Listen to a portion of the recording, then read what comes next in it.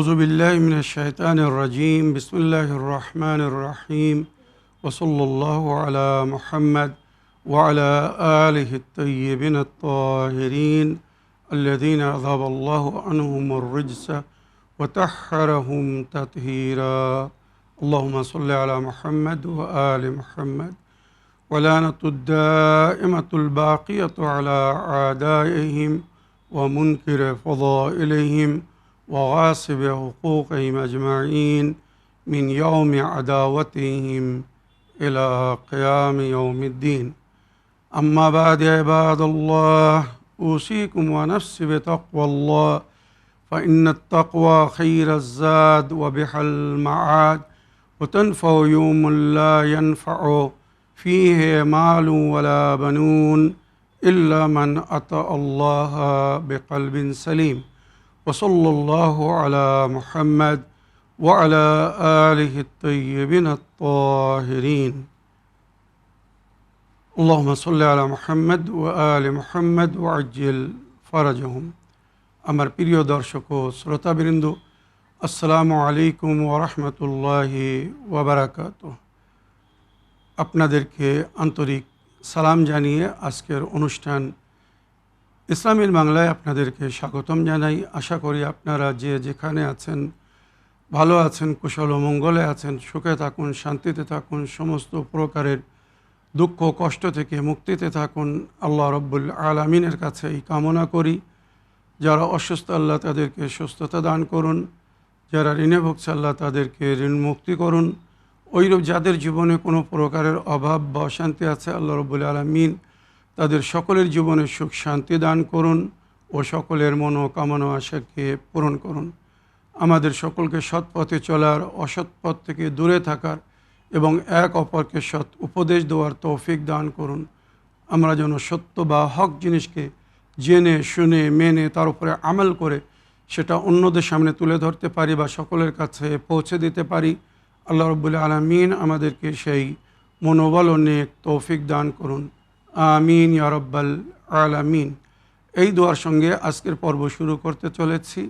বিনা কোনো ভূমিকায় সরাসরি আপনাদের পাঠানো প্রশ্নের উত্তর দিতে চাই। তাই আসুন দেখি কোথা থেকে কে কি প্রশ্ন করছেন বা কে কি জানতে চাচ্ছেন। আসসালামু আলাইকুম হুজুর, আমি মুর্শিদাবাদ থেকে আতিয়া সুলতানা বলছি। আমি নামাজ পড়ছি তো আমার নামাজে মনোযোগ বসছে না। নামাজে মনোযোগ বসার উপায়টা একটু বলে দিবেন। আসসালামু আলাইকুম ওয়া রাহমাতুল্লাহি ওয়া বারাকাতুহু। ওয়ালাইকুম আসসালাম ওয়া রাহমাতুল্লাহি ওয়া বারাকাতুহু। আমার প্রিয় সোনামণি, ওয়াসমেল করার জন্য আপনাকে ধন্যবাদ জানাই। নামাজে মন লাগছে না, কি করবেন? তো এ বিষয়ে আমাদের গুরুজনেরা নবী ও নবী করিম সাল্লাল্লাহু আলাইহি ওয়াসাল্লামের আহলে বায়ত যেভাবে আমাদেরকে উপদেশ করেছেন, নামাজ পড়ার সময় সব সময় নিজের নজর সেজদার দিকে রাখবে। যেখানে আমরা সেজদা করি নজরটা স্থির করে রাখতে হবে ওখানে। আর এদিকে ওদিকে তাকালে হবে না, সামনের দিকে বা সাইডে দেখলে হবে না। মুখমণ্ডলকে সোজা রেখে সেজদার দিকে তাকিয়ে থাকতে হবে। আর নিজের গুনাহকে বা পরকালের হিসাবকে নজরে রাখতে হবে। এইভাবে নিজের সঙ্গে কথা বলতে হবে মনে মনে যে এটা হয়তো আমার জীবনের শেষ নামাজও হতে পারে। যেমন মাওলা আলী আলাইহিস সালাম উনি বলেছিলেন, যখনই নামাজ পড়বে তো এই ভেবে নামাজ পড়ো যে এটা তোমার জীবনের শেষ নামাজ, হয়তো এরপরে আর নামাজ পড়ার সুযোগ পাবে না। আর নামাজ পড়ার সময় মন কান ধ্যান আল্লাহর দিকে রাখবে। এই ভেবে নামাজ পড়বে যে তোমার প্রতিপালক তোমাকে দেখছে এবং তুমি তোমার প্রতিপালকের সামনে, তুমিও তাকে দেখছো। যদিও তুমি তাকে নাও দেখো সে নিরাকার, হয়তো তুমি তোমার এই সাধারণ দৃষ্টিতে তাকে দেখতে পাবে না, অন্তরের নজর থেকে তাকে দেখা যায় বা দেখতে পাবে। তো এই ভেবে নামাজ পড়ো যে আল্লাহ তোমাকে দেখছেন আর তুমি তাকে দেখছো। নামাজ মানে কি? আসসালাতু মেরাজুল মুমিন, নামাজ মমিনের মেরাজ। যেমন নবী মেরাজে গিয়েছিলেন আল্লাহর সঙ্গে কথা বলার জন্য, ওইরূপ মমিন নামাজে আল্লাহর সঙ্গে কথা বলে। মাওলা আলী আলাইহিস সালাম বলেছেন, যখন আমার মন চায় আল্লাহর সঙ্গে কথা বলার, আমি নামাজ পড়ি, আর যখন আমার মন চায় আল্লাহ আমার সঙ্গে কথা বলুক, আমি কোরআন পড়ি। কেননা কোরআনের ভাষায় আল্লাহ নিজের বান্দার সঙ্গে কথা বলেছেন। কত সুন্দর একটা কথা। তো মাওলা আলী বলছেন, নামাজের সময় মন কান ধিয়ান নামাজের দিকে রাখার জন্যে সেজদার দিকে তাকিয়ে থাকো, আর নামাজে যা কিছু পড়ছো তার অর্থ বোঝো। সূরা আলহাম পড়ছো, তো তুমি এই সূরা আলহামদের মধ্যে কি বলছো এর মানে শেখো, মানে জানো। অর্থ বুঝে যখন নামাজ পড়বে, তোমার মন কান পুরো ওই সূরার দিকে, যখন যে জিকির করছো সেই জিকিরের দিকে থাকবে, আর নজর থাকবে সেজদাগার দিকে। রুকুতে যাবে, তোমার নজর থাকবে দুই বুড়ি আঙুলের ওপরে বা দুই বুড়ি আঙুলের মাঝখানে, পায়ের বুড়ি আঙুলের মাঝখানে। কেন রওয়ায়াতে উল্লেখ হয়েছে, মানুষ যখন মারা যায় তো তার বুড়ি আঙুল দিয়ে তার রুকে কবজ করা হয়। তো এইভাবে স্মরণ রাখবে যে আমার এই পা দিয়ে, এই আঙুল দিয়ে হয়তো আমার রু কবজ করা হবে। সুতরাং আল্লাহকে স্মরণ করো।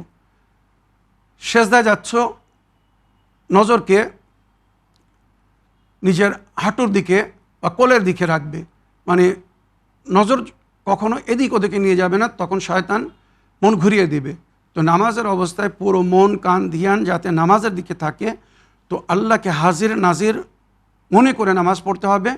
আর যখন যে অবস্থায় যেখানে তাকাতে বলা হয়েছে ওইভাবে তাকিয়ে নামাজ পড়তে হবে, সামনের দিকে এদিক ওদিকে তাকালে হবে না। বিশেষ করে যারা জমাতে নামাজ পড়ে, তো ইমাম সাহেব কেরাত করে আর পেছনে যারা মামুম দাঁড়িয়ে থাকে চুপচাপ থাকে, তো তাদের মন এদিক ওদিক চলে যায়, নজর এদিক ওদিক চলে যায়। তো তাদের জন্য বলা হচ্ছে, ইমাম সাহেব যখন কেরাত করবে তো তোমরা ওই কেরাতের উপরে তাওয়াজ্জুহ দাও। উনি যে সূরা পড়ছেন তার অর্থ মনে মনে রিপিট করো, বা সূরা মনে মনে রিপিট করো, বা জিকিরগুলো পড়ছে কোথায় কখন কি পড়ছেন, দোয়ায় কোন দোয়া পড়ছেন, এর অর্থ কি, এই সমস্ত যদি ধ্যানে রাখা হয় তো নামাজে মন থাকবে। তো আমাদেরকে এইভাবে নামাজে পুরো মন কান আল্লাহর দিকে দিয়ে নামাজ পড়তে বলা হয়েছে। আর সব সময় নিজের কবরকে স্মরণে রাখতে বলা হয়েছে, যে আমি যদি এই নামাজের পরে মারা যাই তো পরকালে আমার হিসাব হবে, আমি কত পাপ করেছি, সেই পাপের যদি আমাকে শাস্তি বা সাজা দেওয়া হয় তো আমি কত কষ্ট পাবো, দুঃখ পাবো, সেইগুলো স্মরণ করে নামাজে ক্রোধন করা নিষেধ। কিন্তু আল্লাহর ভয়ে নিজের পাপকে স্মরণ করে কেউ যদি কাতর হয়ে নামাজ পড়াতে, এটা তার নামাজ অতি উত্তম করে দেয়। মনে রাখবেন, শরীয়তের হুকুম নিজের আজায়ে বাদন মানে পার্টস অফ বডিকে সোজা করে রাখবেন। মনে রাখবেন, অনেক সময় মানুষ নামাজ পড়ে কাপড় ঠিক করছে, গায়ে চুলকাচ্ছে, মাথা চুলকাচ্ছে, মানে হাত একটু হয়ে আছে, না, স্থির করে রাখতে হবে। পুরো মন কান ধ্যান যেন নামাজের দিকে থাকে। এছাড়া মানে সূরা বা জিকিরের অর্থগুলো বুঝতে হবে। আর নামাজের আগে, যখন নামাজ শুরু করার আগে দুনিয়ার সমস্ত কাজ থেকে নিজেকে বিরত করে নিতে হবে। যা কাজ বাকি আছে পরে করব, নামাজের সময় কোনো কাজের দিকে ধ্যান দিবে না। কিন্তু শয়তান চেষ্টা করবে নামাজের সময় ওই সমস্ত কাজগুলো মনে করিয়ে দিবে যেগুলো করতে বাকি, এখনও তোমাকে এটা করতে হবে, ওটা করতে হবে, এটা করতে হবে, এটা বলা হয়েছিল, তুমি যখন বাড়ি থেকে বাইরে হচ্ছিল তোমাকে কেউ এটা করতে বলেছিল, কালকে তোমাকে কেউ এটা বলেছিল। মন পুরো ঘুরিয়ে দিবে, যার কারণে মানুষ নামাজে ভুল করে। অনেক সময় রুকু ভুলে যায়, সেজদা ভুলে যায়, কেরাত করতে ভুলে যায়, রেখাত ভুলে যায়। কোন রেখাত? এগুলো কখন হয়? যখন মন কান ধ্যান অন্যদিকে চলে যায়। তো নামাজের দিকে পুরো মন কান দিয়ে পড়তে হবে। এবারে শেষে যে দোয়া আমাদেরকে পড়তে বলা হয়েছে নামাজ শুরু করার আগে, এই দোয়া পড়ে নামাজ শুরু করবেন। আউযু বিল্লাহি সামিল আলিম মিন হামজাতি শায়াতিন, আউযু বিল্লাহি ইয়াহযুরুন ইন্নাল্লাহু হুয়াস সামিউল আলিম, আউযু বিল্লাহি সামিল আলিম মিন হামাজাতি শায়াতিন। হামজাতি শায়াতিন মানুষের ছায়ার মতো মানুষের সঙ্গে থাকে আর সবসময় বিঘ্ন ঘটানোর চেষ্টা করে। তাই এই দোয়া পড়ে নামাজ শুরু করলে শয়তান ওখান থেকে পালিয়ে যাবে। আউযু বিল্লাহি সামিল আলিম মিন হামজাতি শায়াতিন, আউযু বিল্লাহি ইয়াহযুরুন ইন্নাল্লাহু হুয়াস সামিউল আলিম।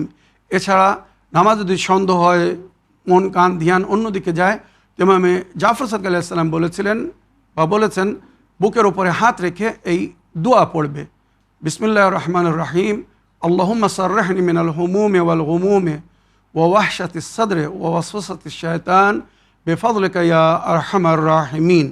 এইভাবে বুকের উপরে হাত রেখে ওই দুয়া 3 বার পড়বে। আল্লাহুম্মা সাররিহনি মিনাল হুমুমি ওয়াল গুমুম ওয়া ওয়াহশাতিস সাদরে ওয়া ওয়াসওয়াসাতিশ শায়তান বেফাদলিকা ইয়া আরহামার রাহিমিন বলে নিজের বুকের উপরে দম করে ফু দিয়ে তারপরে নিয়ত করে নামাজ শুরু করো। ইনশাআল্লাহ সুন্দরভাবে নামাজ পড়তে পারবে, মন কান এদিক ওদিকে যাবে না। আশা করি প্রশ্নের উত্তর পেয়েছ। আগের অডিও নিয়ে দেখি কোথা থেকে কে কি বলতে চাচ্ছেন।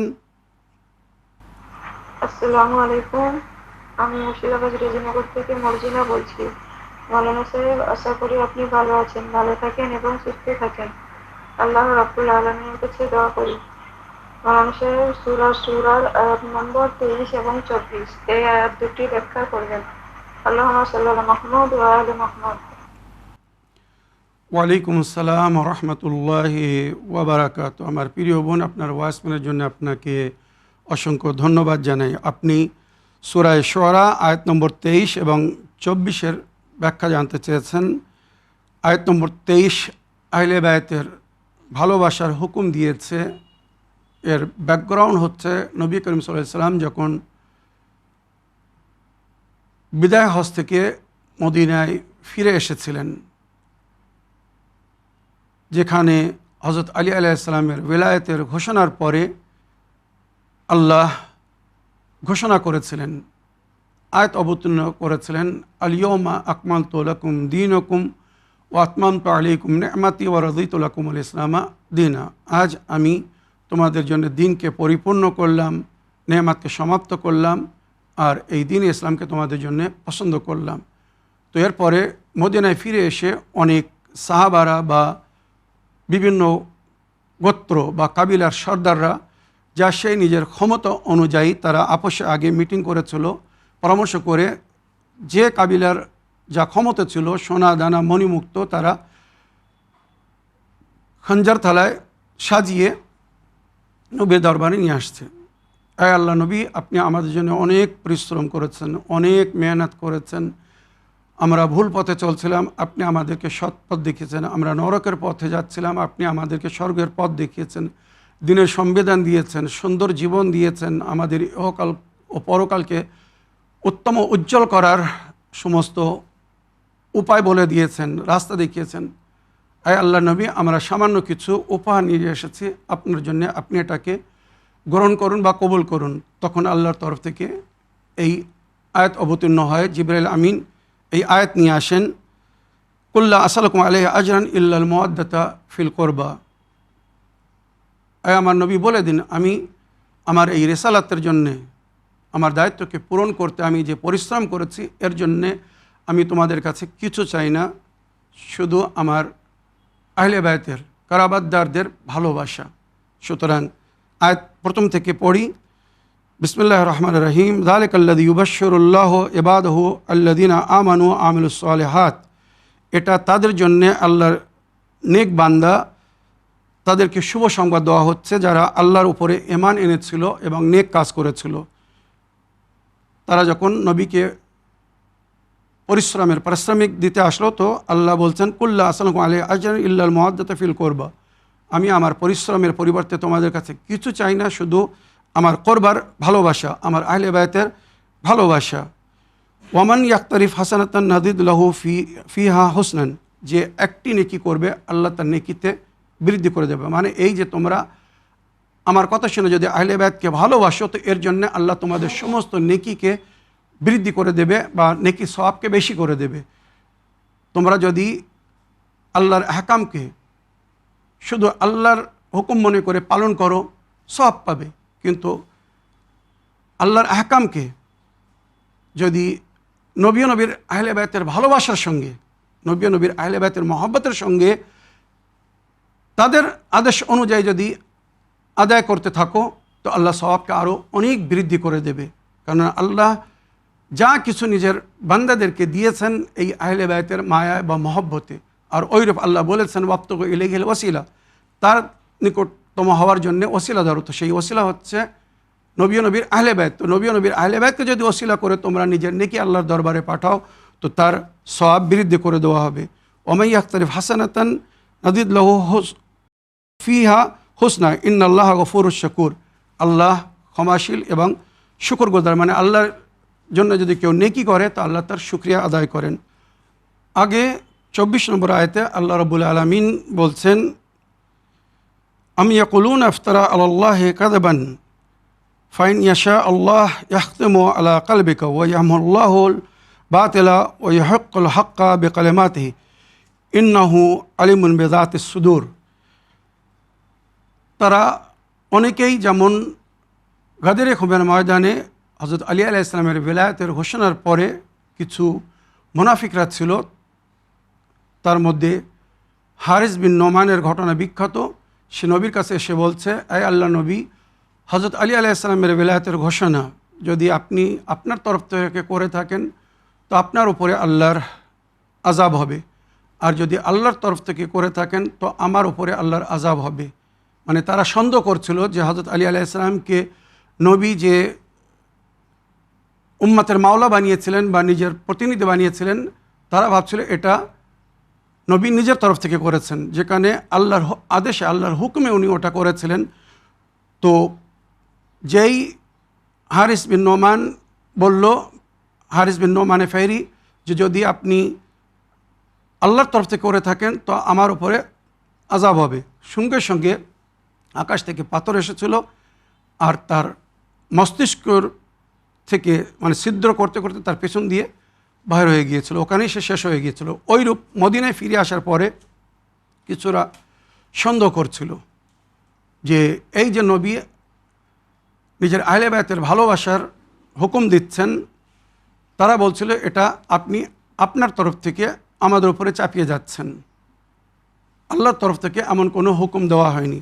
তখন আল্লাহ তাদের জন্য বলছেন, এরা আপনার উপরে অপবাদ দিচ্ছে আর বলছে আপনি আল্লাহকে দোষারোপ করছেন যে আল্লাহ আমাকে হুকুম দিয়েছেন বলে আমি আহলে বায়তের ভালোবাসার হুকুম দিচ্ছি। তারা ভাবছিল এটা আপনি আল্লাহর উপরে মিথ্যা অপবাদ দিচ্ছেন, যেখানে বাস্তব আল্লাহর হুকুমে এই দাবি নবী করেছিলেন। ফাইন আশা আল্লাহ ইয়াখতুম আলা কলবিকা, আল্লাহ যদি চাইতো তো দিলের উপরে মোহর লাগিয়ে দিত। আল্লাহ বাতিলকে মুছে দেয় এবং নিজের কালেমাতের মাধ্যমে হককে সাব্যস্ত করে দেয়। ইন্নাহু আলিমুন বিযাতিস সুদূর, আল্লাহ সকলের অন্তরের খবর রাখে। তো যারা মুনাফিক ছিল, যাদের মনে ময়লা ছিল, নবীর মাধ্যমে তাদেরকে এইভাবে বলা হলো যে এটা আমি আল্লাহর হুকুমে করেছি, আমি তার উপরে কোনো মিথ্যা অপবাদ দেইনি। তোমাদের মনে যেটা গাচ্ছে বা যেটা তোমরা ভাবছো বাস্তব কিন্তু ওইভাবে না, আমি যা কিছু করছি বা তোমাদের কাছে পৌঁছেছি সব আল্লাহর হুকুমে। হুয়াল্লাযী ইয়াকবালু তাওবাতা আন ইবাদিহি, এবারে নবী এখানে ইশারা বললেন যে তোমরা তওবা করো। নবীর উপরে সন্দেহ করলে, নবীর সিদ্ধান্তের উপরে সন্দেহ করলে কিন্তু তোমরা গুনাহগার বা পাপী, তোমাদের দিন ইমান সব শেষ হয়ে যাবে। তওবা করো, আল্লাহ হয়তো তওবা কবুল করবেন। ওয়া হুয়াল্লাযী ইয়াকবালু তাওবাতা আন ইবাদিহি, আল্লাহ নিজের বান্দাদের তওবাকে কবুল করেন। ইয়াফু আন সাইয়্যাতিহি, তাদের গুনাহকে ক্ষমা করে দেন। ওয়া ইয়ালামু মা তাফআলুন, তোমরা যা কিছু করো সে আল্লাহ জানে। তো এই আয়াতের মধ্যে আমাদেরকে আহলে বায়তের ভালোবাসার হুকুম দেওয়া হয়েছে। যদি আমরা আহলে বায়তকে ভালোবাসি তো আমাদের নেকিকে আল্লাহ অনেক বৃদ্ধি করে দেবেন, যেটা আমরা সমস্ত নেকির বিষয়ে জানি, মানি বা তার উপরে আমাল করি। আমরা যখন যে কোনো নেকি করি সেটা আহলে বায়তের ওসিলায় আল্লাহর দরবারে পৌঁছাই। আমার প্রিয় বোন, আশা করি আপনার প্রশ্নে আপনি উত্তর পেয়েছেন। আর একটা অডিও নিই। আসসালামু আলাইকুম, আমি মুর্শিদাবাদ রেজিনগর থেকে মর্জিনা বলছি। মৌলানা সাহেব, আশা করি আপনি ভালো আছেন, ভালো থাকেন এবং সুস্থ থাকেন। আল্লাহ রাব্বুল আলামিনের কাছে দোয়া করি এবং চ্যানেল নিয়ে সকল কর্মকর্তা ও দর্শককে আমার তরফ থেকে সালাম ও ভালোবাসা জানাই। মৌলানা সাহেব, সূরা সূরা আয়াত নম্বর 52 এবং 53 এই আয়াত দুটি ব্যাখ্যা করবেন। আল্লাহুম্মা সাল্লি আলা মুহাম্মদ ওয়া আলি মুহাম্মদ। ওয়ালাইকুম আসসালাম ওয়া রাহমাতুল্লাহি ওয়া বারাকাতুহু। আমার প্রিয় বোন, সূরা শূরা আয়াত নম্বর 52 এবং 53 ব্যাখ্যা বোঝার জন্যে বা সঠিক ব্যাখ্যা জানার জন্যে এর আগের আয়াতটা আমাকে পড়তে হবে, তাই আমি 51কে পড়ে তারপরে 52-53 ব্যাখ্যা করছি। প্রিয় নবী করিম সাল্লাল্লাহু আলাইহি ওয়াসাল্লামকে আল্লাহ বলছেন, ওয়া মা কানা লিবাশারিন ইউকাল্লিমুহুল্লাহু ইল্লা ওয়াহিয়ান আও মিন ওয়ারাই হিজাবিন আও ইরসালা রাসূলান ফায়ুহিয়া বিইজনিহি মা ইয়াশাউ ইন্নাহু আলিয়্যুন হাকীম। আল্লাহ নিজের কোনো বান্দার সঙ্গে এইভাবে কথা বলেন না। যখন কথা বলেন মানে অলিয়া আউলিয়াদের সঙ্গে, তো ওয়াহি ও ইলহামের মাধ্যমে পর্দার পেছন থেকে সরাসরি সামনে এসে আল্লাহ কথা বলেন না। আর আল্লাহ নিজের রসুলদেরকে পাঠান। রসুল মানে আল্লাহ ও বান্দার মাঝখানে জানা জরিয়া, যেমন জিবরাইল আমিন বা ফেরিস্তা, তাদের মাধ্যমে আল্লাহ ওয়াহি করেন আর অনুমতি দেন আল্লাহর কালাম তাদের কাছে পৌঁছে দেওয়ার জন্য নিজের অলিয়া উলিয়া নবীদের কাছে, এবং ওইভাবে নবীদের কথা আল্লাহর কাছে পৌঁছে দেন ওনারা। বিইজনিহি মা ইয়াশাউ, এটা আল্লাহ যাকে ইচ্ছা তাকে এই ক্ষমতা বা তৌফিক দান করেন। ইন্নাহু আলিয়্যুন হাকীম, আল্লাহ সর্বোচ্চ এবং সর্বহিকমতের মালিক। এবারে বলা হচ্ছে প্রিয় নবীকে বলা হচ্ছে, আল্লাহ বলছেন ওয়া কাযালিকা আওহাইনা ইলাইকা, এইরূপ আমি আপনাকে ওয়াহি করেছি রুহাম মিন আমরিনা, আমার হুকুম থেকে আয়াতের মাধ্যমে।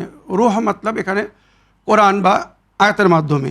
মা কুনতা তাদরি মাল কিতাব ওয়ালাল ঈমানু, কিতাব মানে কোরআন বা ঈমান, এ বিষয়ে আপনি হয়তো ওইভাবে অবগত ছিলেন না, যেটা পরে আল্লাহর নূরের মাধ্যমে আপনি জানতে পেরেছেন। ওয়ালাকিন জাআলনাহু নূরান নাহদি বিহি মান নাশাউ মিন ইবাদিনা, আমি ঈমান এবং ইলমকে নূরের রূপে যার অন্তরে চাই প্রবেশ করিয়ে দিই। আল ইলমু নূরুন ইয়াগযিফুল্লাহ ফি কলবি মান ইয়াশা, ইলম একটি নূর, আল্লাহ যার অন্তরে চায় প্রবেশ করিয়ে দেন। এটা ওহী ও ইলহামের কথা, যেটা লৌহে মাহফুজে লেখা আছে। তো আল্লাহ বলছেন আমি নূরে ঈমান এবং নূরে হেদায়েত মানে কোরআনের নূর আপনার অন্তরে প্রবেশ করিয়েছি, আর যার অন্তর ইচ্ছা আমি সেটাকে প্রবেশ করি। ইন্নাকা লা তাহদি ইলা সিরাতিল মুস্তাকিম, যাতে এর মাধ্যমে মানে এই নুরানি কালামের মাধ্যমে, এলাহি পায়গামের মাধ্যমে আপনি অন্যদেরকে হেদায়েত করতে পারেন, আল্লাহর বান্দাদেরকে হেদায়েত করতে পারেন, যেটা নবী ওয়াহী ও ইলহামের মাধ্যমে অ্যাকসেপ্ট করতেন, বা নবীর ওপরে যে ওয়াহী ও ইলহাম হতো সেটাকে গ্রহণ করার পরে নবী আল্লাহর হুকুম অনুযায়ী আদেশ করতেন, আল্লাহর বান্দাদেরকে হেদায়েত দিতেন। সিরাতাল্লাহিল্লাযী লাহু মা ফিস সামাওয়াতি ওয়াল আরদ, সেই আল্লাহর পথের দিকে আমন্ত্রণ জানান, হেদায়েত করুন, যে আল্লাহ জমিন ও আসমানের মালিক। আলা ইলাল্লাহি তাসিরুল উমুর, আর মনে রেখো সমস্ত উমুর আল্লাহর দিকেই প্রস্থান করবে, ফিরে যাবে। যা কিছু আমরা করছি বা করব আল্লাহ রসুলের আদেশ অনুযায়ী এর পরিণাম পরিফল আল্লাহর দরবারে পাবো, আর আমরাও তার দরবারে ফিরে যাব। সেখানে আমাদের নেকি বা পূর্ণের যাজা দেওয়া হবে। ওইরূপ কেউ যদি অন্যায় বা পাপ করে তো তার সে সাজা পাবে। আমার প্রিয় বোন, আশা করি আপনার প্রশ্নে আপনি উত্তর পেয়েছেন। আজকের এপিসোডের শেষ একটা অডিও নিয়ে দেখি কোথা থেকে কে কী বলতে চাচ্ছেন। আসসালামু আলাইকুম হুজুর, আমি ফাজল নিশাবর্তী করব হলমান থেকে। আমি ভালো থাকবেন, সুস্থ থাকবেন, ভালো রাখুন, সুস্থ রাখুন। ভাইজান, আমি একটা প্রশ্ন রাখছি, সুরে তালাক আইন নম্বর 3 ওইখানটা তালাক বলে কি ফজিলত, এটা একটু আপনি বলবেন। আসসালামু আলাইকুম রহমতুল্লাহি ওয়া বারাকাতুহু। ওয়ালাইকুম আসসালাম রহমতুল্লাহি ওবরাকাত। আমার প্রিয় আপা বা বোন, আপনার ওয়াইসমের জন্য আপনাকে ধন্যবাদ জানাই। আপনি সূরা তালাকের 3 নম্বর আয়াতের ব্যাখ্যা বা ফজিলত জানতে চেয়েছেন। তো 3 নম্বর আয়াতের অনুবাদ বা ব্যাখ্যা করার আগে আমি 2 নম্বর আয়াতের শেষ অংশটা পড়তে চাই, কেননা এটা কানেক্টেড।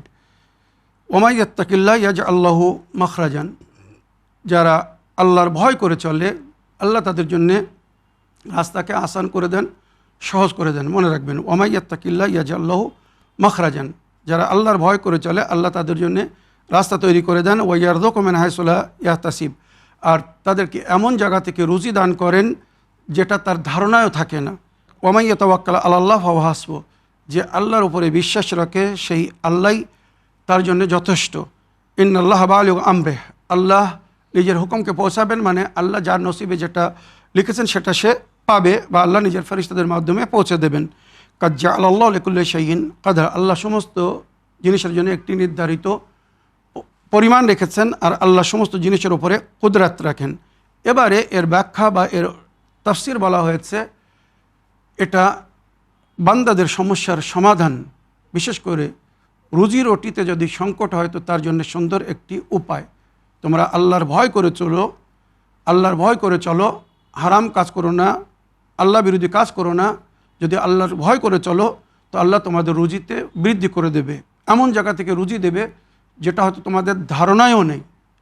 অনেক সময় মানুষ জীবিকা লাভ করার জন্যে, সঞ্চয় করার জন্যে ভুল পথকে ধারণ করে, অন্যায় বা খারাপ কার্যকর্মের মাধ্যমে আয় করতে চায়, কিন্তু সবাই নিজের মনো ইচ্ছা পায় না। আল্লাহ বলছেন, তোমরা যদি আল্লাহর ভয় করে চলো তো আমি তোমাদের মনো ইচ্ছাকে পুরো করব।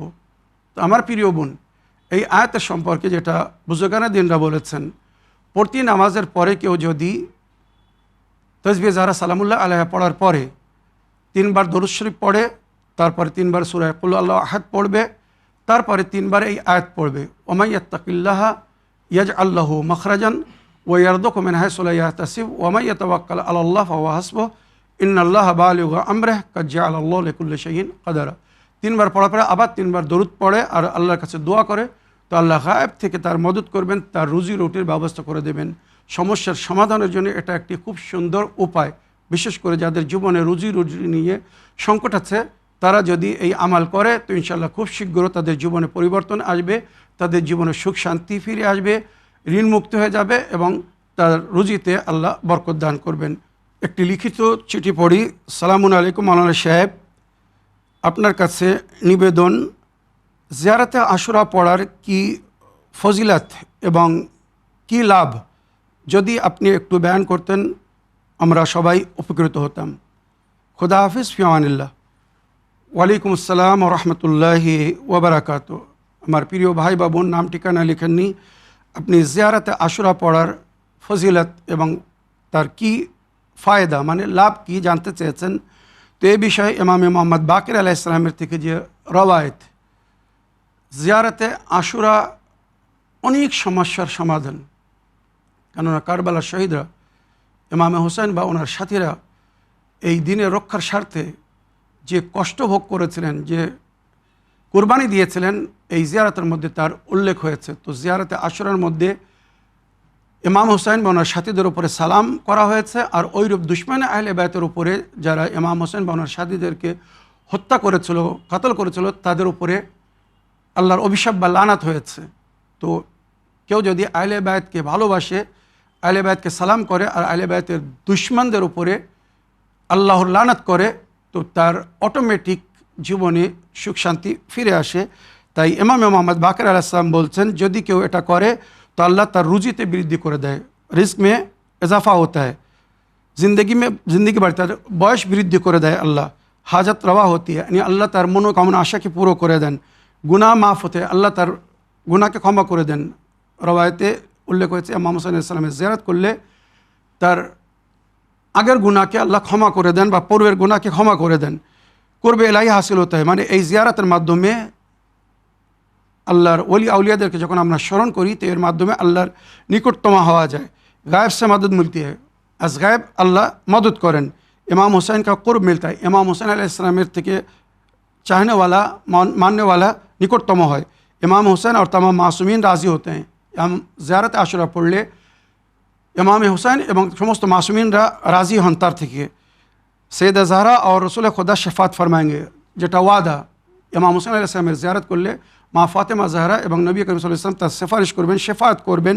তো জিয়ারত আশুরা পড়লে সে শেফাত পাবে, জান্নাত ওয়াজিব হয়ে যাতি। ইমাম হুসেন আলাইহিস সালামের জিয়ারত যদি করা হয়, রাওয়াতের মধ্যে উল্লেখ হয়েছে ওয়াজাবাত লাহুল জান্নাহ, জান্নাত তার উপরে ফরজ হয়ে যাবে। বা ইমাম হুসেন আলাইহিস সালাম বলেছেন যে আমার জিয়ারত করবে আমি তার শেফাত করব বা আমি তার কবরে তার জিয়ারত করতে আসব। আযাবে কবর সে নিজাত মিলতে, কবরের আযাব থেকে নিজাত পাওয়া যাবে। একজন ব্যক্তি ইমামে জাফর সাদিক আলাইহিস সালামের কাছে এসে বলছে, মাওলা আমার মৃত্যুর খুব ভয় লাগে। তো ইমাম তাকে বললেন, তুমি কি জিয়ারতে আশুরা পড়ো না? তখন সেই ব্যক্তি বলছে, মাওলা জিয়ারতে আশুরার সঙ্গে আর কবরের ভয়ের সঙ্গে কিসের সম্পর্ক? তখন ইমাম সাল্লাল্লাহু আলাইহি ওয়াসাল্লাম বললেন, জিয়ারতের আশুরা শেষে তোমরা কি বলো? আল্লাহুম্মা রযুকনা শাফাআতাহু ইয়াউমুল উরুদ, আল্লাহ সেই সময় আমাকে ইমামে হোসেন আলাইহিস সালামের শাফাত নসিব করবেন যখন আমাকে কবরে প্রবেশ করা হবে। কত কঠিন সময়! সেই সময় যদি ইমাম হোসেন ওখানে এসে যান তোমার সুপারিশ করার জন্য, তোমার আর ভয়ের কি কোনো কারণ থাকতে পারে? বান্দা খুশি হয়ে গেল, তখন বলছিল মাওলা কখন জিয়ারত করব? তো তখন রওয়ায়াতে উল্লেখ হয়েছে প্রতিদিন করো, যদি প্রতিদিন না করতে পারো 3 দিনে একবার, 3 দিনে না করতে পারো সপ্তাহে, মানে বৃহস্পতিবারের রাত্রে কি শুক্রবারের দিনে, মাসে একবার, 6 মাস একবার, বছরে 3 বার কমস কম ইমাম হোসেন আলাইহিস সালামের জিয়ারত করতে যেতে বলা হয়েছে।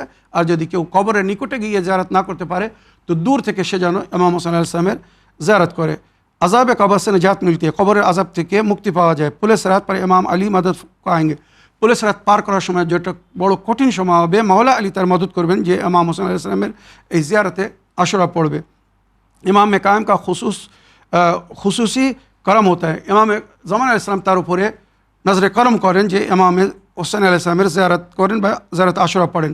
আল্লাহ আপনি খাস বান্দোं में शामिल कर लेते, আল্লাহর খাস বান্দার মধ্যে তার গণ্য হয় বা আল্লাহ তাকে শামিল করে নেন। তো আল্লাহর যদি কেউ খাস বান্দা হতে চায় তো ইমাম হোসেন আলাইহিস সালামের জিয়ারত করবে, জিয়ারত আশুরা পড়বে, আর সেটাকে পড়ে বুঝে তার উপরে আমাল করার চেষ্টা করবে। কারণ ওই জিয়ারতের মধ্যে আমরা যে সমস্ত বাক্যগুলো বলি যে মাওলা আমি যদি কারবালায় হতাম আমিও আপনার সাথ দিতাম, তো সেই সময় আমরা ছিলাম না, তো আমাদেরকে অঙ্গীকার করতে হবে ইমামে জামান আলাইহিস সালাম যখন ওই কারবালার শহীদদের প্রতিশোধ নেওয়ার জন্য উঠবেন, আমরা ওনার সঙ্গী হয়ে ওই জুলুম ও অত্যাচারের বিরুদ্ধে আমরা লড়াই করব।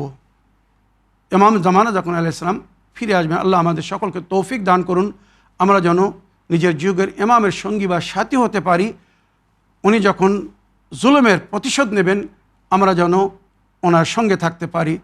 আল্লাহ রাব্বুল আলামিন যেমন কারবালার শহীদরা নিজের ইমামের সাথ দিয়েছিলেন, ওইরূপ যেন আমরাও নিজের যুগের ইমামের সাথ দিতে পারি। আল্লাহ আমাদের দোয়াকে কবুল করুন, আমিন ইয়া রাব্বাল আলামিন।